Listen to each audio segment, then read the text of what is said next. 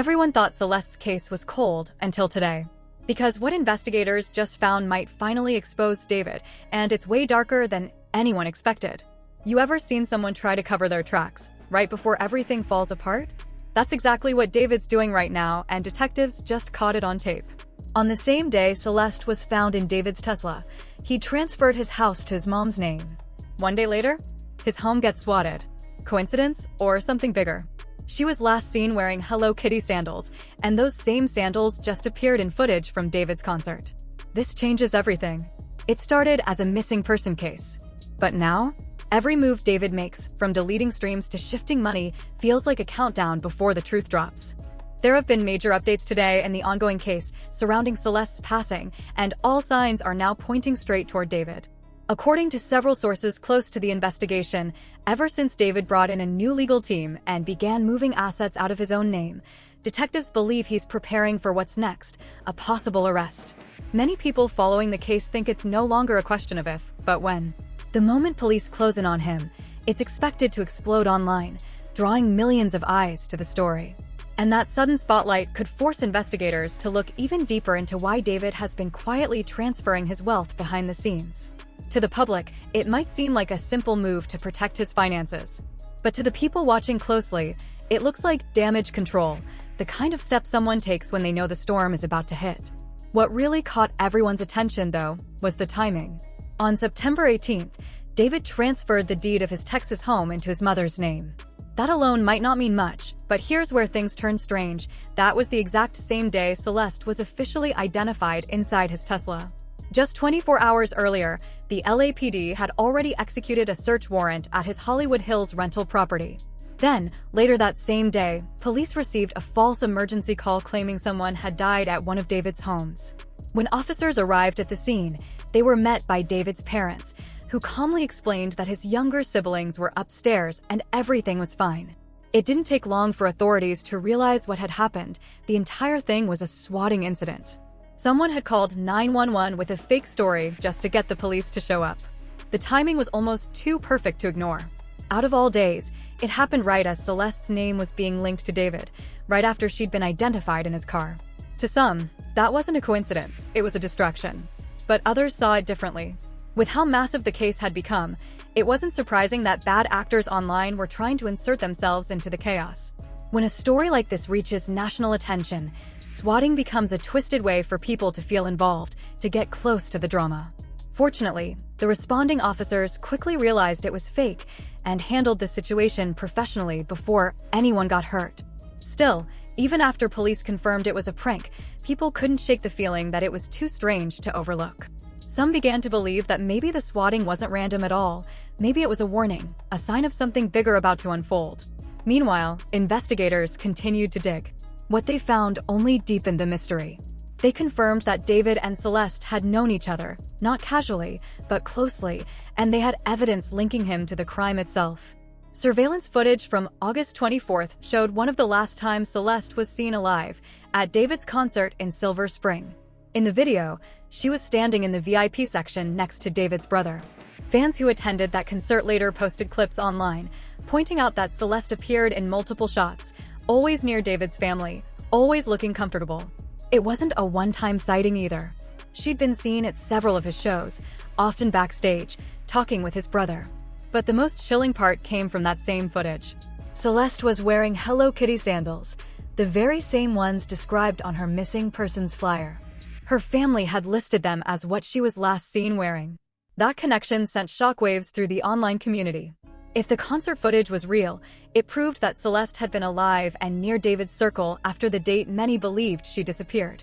After the concert, David and a few close friends reportedly attended an anime convention, where photos surfaced of him wearing a wig similar to one Celeste often wore. It might have seemed harmless at first, until a week later when David did an interview where he mentioned having an alter ego. In his own words, that alter ego was a darker version of himself, someone who commits crimes, while the real him plays the detective trying to solve them.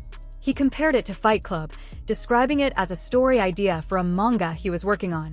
It was just a cool little concept, he said. I didn't think anything would come of it. But many online didn't buy that explanation. Out of all examples he could have chosen, why pick one about committing crimes, especially while being investigated for one? It felt unsettling. When that interview resurfaced, social media lit up with theories. And then, just days later, a Reddit user claimed to have found a Tesla key card near David's home, hidden in the gutter, half buried under leaves. To some, it was the final piece of the puzzle. To others, it was just the beginning of something much darker. People are calling the timing too many coincidences. And honestly, it's hard to argue with that. On September 18th, David transferred ownership of his Texas home to his mother, the very same day Celeste was identified inside his Tesla. What makes it even stranger is that just one day earlier, the LAPD had executed a search warrant at his Hollywood Hills rental. And as if things couldn't get any more bizarre, on that same day, someone made a false police report about an incident at one of his properties, claiming someone had died there.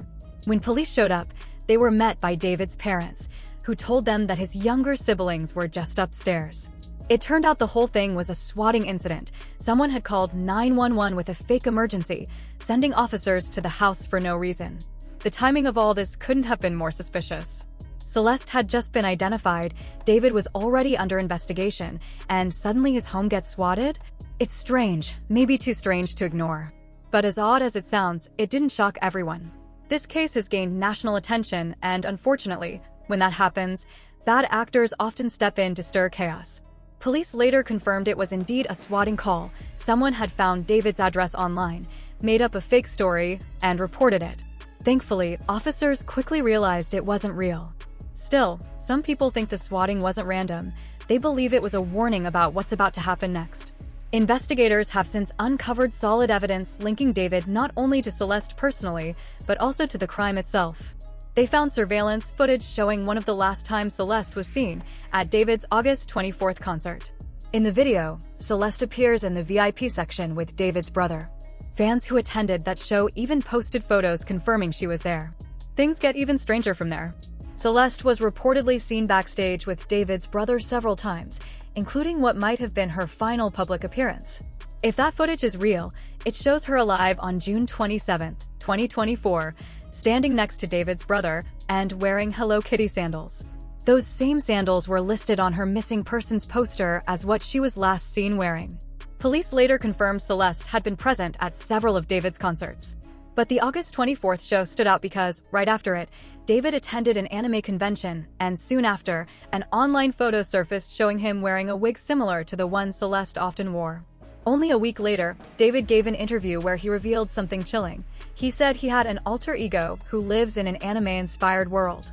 In his own words, this alter ego commits serious crimes, while another version of himself, a detective, tries to solve them. He compared it to Fight Club, describing it as an evil version of himself who commits crimes he then investigates as the good version. He brushed it off as a fictional idea for a manga story, something he thought was just cool. But many online found his choice of words unsettling. Out of all the examples he could have given, why describe a character who commits crimes that he himself has to solve?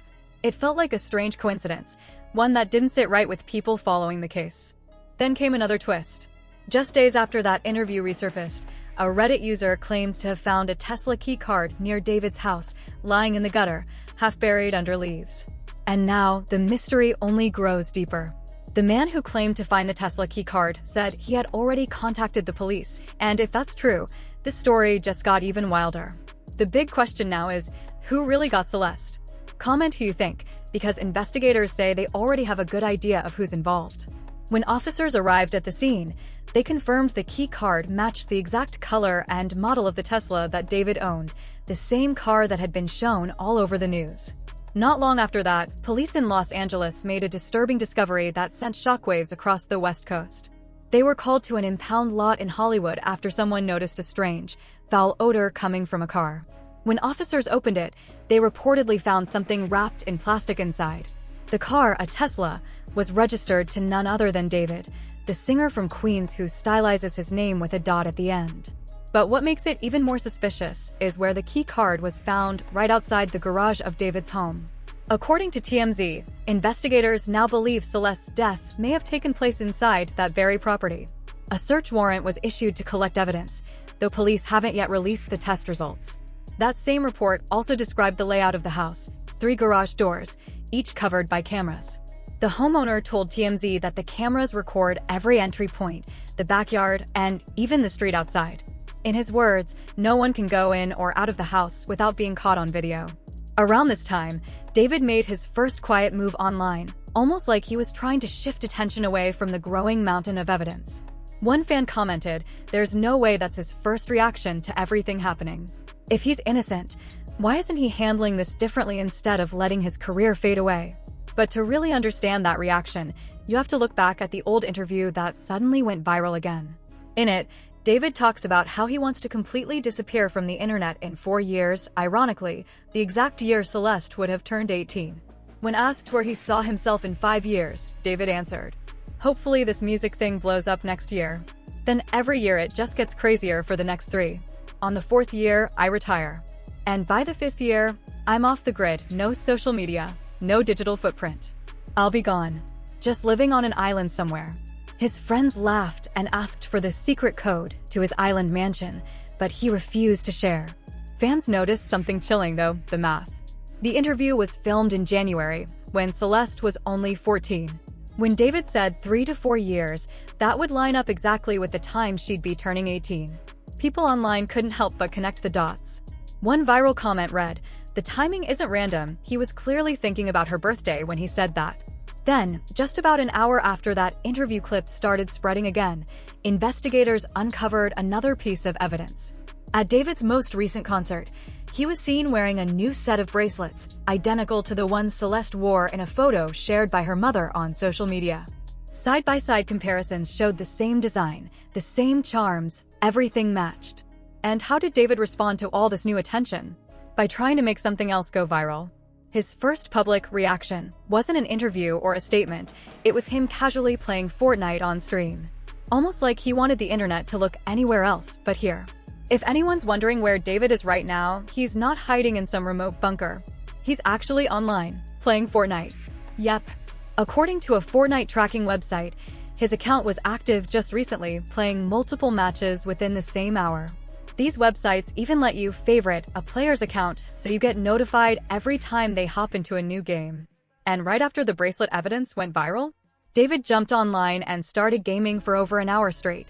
While that was happening, DJ Academics was live on stream, diving deep into all the new evidence tied to David. He began with something small but strange, the titles of David's own songs and albums. Names like Crashing, Where Did It Go Wrong?, Ghost, Where Did You Go?, and Afterlife. Fans watching the stream couldn't help but notice the eerie pattern. Then, things took a darker turn. During that same stream, a new video surfaced online, showing David outside his home, cleaning a pair of Jordans.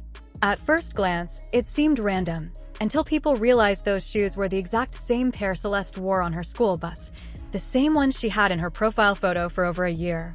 That's when Celeste's brother finally broke his silence. He posted online, saying, "Why are people lying, saying I knew more? I didn't. I don't know why people are trying to make me look bad. Celeste did nothing but love me.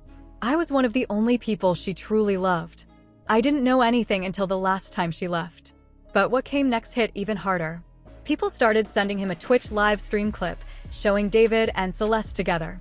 The resurfaced stream, from January 11th, showed David telling his moderators to delete all VODs and clips as soon as the stream ended.